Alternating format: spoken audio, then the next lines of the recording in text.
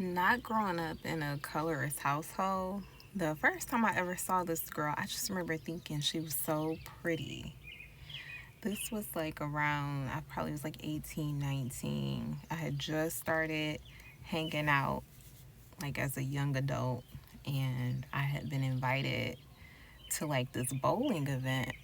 And I'll never forget. It was, there was this guy who I was just friends with. Um, and you know how like you're out, there's a bunch of people, but you can kind of sense or hear when a conversation being had is about you. And so I was wherever I was minding my own business, and he had come over to talk to me. And then I saw her come over to talk to him. I could not hear what she said, but what I heard him say was, "Oh, she's like my little sister. She's just kind of like my little sister." And he was talking about me. And like from that point on, for years, like whenever I would run into this girl, she would always have like the nastiest attitude. She would like send her friends to try to antagonize me. And like, I remember even like relatives of hers that I had never had any conflict with, no words with, that only ever been polite to. They too, rude, nasty. After that bowling event, like it was up from there. And so, running into her today, all of that came back to me during the time in my life where like she was semi bullying me and having her friends bullying me. Like I wasn't I was a very mild tempered, I'm still mild tempered, but at that time I was also super Christian, super, and I'm still a Christian, but at that time I was a very much a turn the other cheek type girl. And also, that happened, like my experiences with her happened during like the beginning of my awareness of like how arbitrarily mean some girls can be. And to be honest, like I truly hate to categorize this as like a missed instance of reverse colorism, like a time in my life where I was dealing with someone who was being like a girl rather, who was being a complete, not just somebody, but a girl who, or a woman who was being a complete jerk. And because I've never really considered myself to be light skinned, I didn't know golden brown was a problem, you know, for some women who were darker than that. And so I would not think that I was being mistreated because of reverse colorism. But when I look back, um, like I have to think like, wow, like this is a situation where she is someone who is, she would be considered a dark skinned woman. She's gorgeous, but so ugly inside. So ugly inside. But I always, like, that was something that I missed. Like looking back, reverse colorism probably played a role in it, but I just always thought of her as like one of those women who really like only hated you because of a guy who really loved you or really liked you. No, loved. Like a guy who really loved you, like something about you he just loved, you know. So anyways, like as a full-grown woman thinking back on that time in my life where I was actively being semi bullied, and I look forward, like as an adult, in addition to it being about a boy, I really do now think that reverse colorism was at play because number one, when I think about her friend group, all of her friends were her complexion or darker, so she didn't hang out with anyone lighter than her, that I could ever see.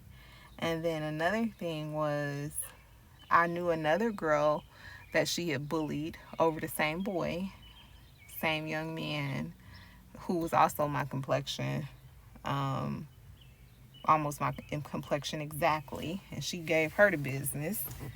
And then I think the most significant thing that kind of leads me to believe this was like an instance of me missing that the raggedy treatment was due to reverse colorism is the fact that she grew up. Now I don't mean I know this is probably politically incorrect, but she did grow up and have her like some biracial babies. And I know that every black woman or dark skinned black woman who chooses to have or engage in interracial dating, marriage, coupling is not doing it so that they can have uh, mixed babies. But it is a thing. It's the ugly truth is that that is something that happens. And just the fact that like looking back on it, like she has so much smoke for me for zero reason. Because it's like even if it was about a boy, which it probably did start off like that, there would be times when I know she would be in her own relationships, but still acting a complete nut whenever we would run into each other. And so it seemed to me that it was something about me she didn't like. And there was nothing about me that she had, like, she didn't even know me well enough to dislike me. It had to be external. Um, it had to be external.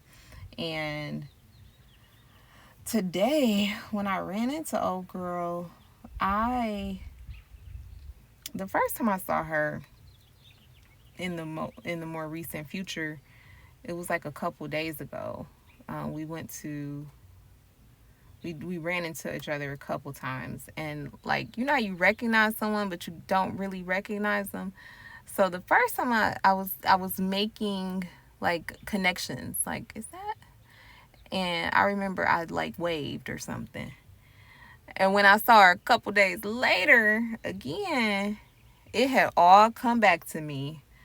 Exactly how I knew her, how she acted, how she had her friends acting and her relatives acting for no reason at all. And um, we have a mutual friend, and I was talking to this mutual friend, and she came up on us while we were talking, and then our mutual friend gave her like a really nice warm greeting.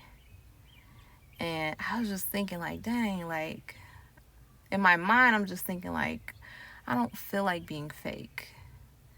I don't. That's what I remember thinking to myself. Like, I just don't feel like being fake in this moment. They had hugged and everything, and I actually like spoke to her. Like I spoke like a hello, but I got one of those faces that I guess be telling the truth. And so even though like I said hello, she spoke, I spoke, and then she went on about her way. And our mutual friend was like, "Why did you look at her like that?" And again, with the faces, I don't know. I don't know what my face was saying, but I know our mutual friend clocked it. And she was just like, "What? Why did you look at her like that?" And I'm like, "Look at her like what? How did I look at her?" And she was like, when I was like, do you know, let's call her Jane. Do you know Jane? You looked at her like, yeah, I know this heifer. And when I tell you, like, after the fact, I felt so terrible. I felt really bad about it. Like, I really felt like if I had ran into her again, I would have said, hey, I would have, called our mutual friend's name. I would be like, let's call her July, our mutual friend. July said that that I did not, that I gave you that I made a face when I was speaking to you, and I just want to acknowledge that, and my bad. I don't really know. Um, that was childish of me. Excuse me for that. Like, that's what I probably would have said to her if I ran into her again. But when I talked to one of my good girlfriends about it, and I explained to her like our history, and like she'd always just been such a jerk for no reason, she was like, "You have nothing to apologize about." She knows exactly why the interaction was what it was. She remembers everything she ever said and did, and how she had her friends and family doing it too. So don't even feel bad about it. But a part of me, you know, always wants to be the bigger person in situations. And when I'm not, even though I spoke to her, my energy wasn't, it wasn't Christian, it wasn't polite, and I hate that for me because I don't like to leave situations thinking of things that I did wrong. And even if justifiably I could, I could be like, what would she, would she think I would be happy to see her or run into her? Now that I remember who you are, no, because she remembers how she has, she remembers, she know who she's been whenever I would run into her in the past. She remembers all of it. And the thing is, I'm grown now. I'm grown. And so it's like, if I had been able to prepare, I would like to think that the Christian in me would override the part of me that's going blow for blow at this point in my life. But in the heat of the moment, it was just like I didn't have nothing for her nice. I barely squeezed out that greeting. And it's like, I'm not a fighter, so it's not like I want to fight her. But in my mind, I just was like, ugh, why I have to run into you? I remember who you are now. And I don't want to be fake. Definitely don't touch me. I know y'all just hugged. I know y'all just hugged it out. Don't touch. I definitely don't want no, like, don't want your hands on me. But like, at the same time, I am going to speak because I do hold myself to the thing is, I hold myself to a certain standard. And in that moment, even though I spoke to her, I hate that my energy and my attitude gave, yeah, I know this heifer, which is what our mutual friend said. I really, really do hate that. Like, I'm not a, if they go low, let's go to hell type person. That's not who I am, because I think that type of energy begets that type of energy. So I really hate so badly that I just couldn't be, if I didn't have nothing like a genuinely kind hello, I wish I could have controlled my face and not made like a, yeah, I know this heifer face. I wish I could have just kept it real, real subtle. And this is just, this is just an example to show me where I actually am in my self-development when I'm confronted with people who have wronged me in the past. And I guess I really have to process it. And, actually, this is something I will pray about, because it does not make me feel good that that my face said, yeah, I know this heifer. It doesn't make me feel good. Would I go back and hug her? Absolutely not. But I would go back and try to like control my face.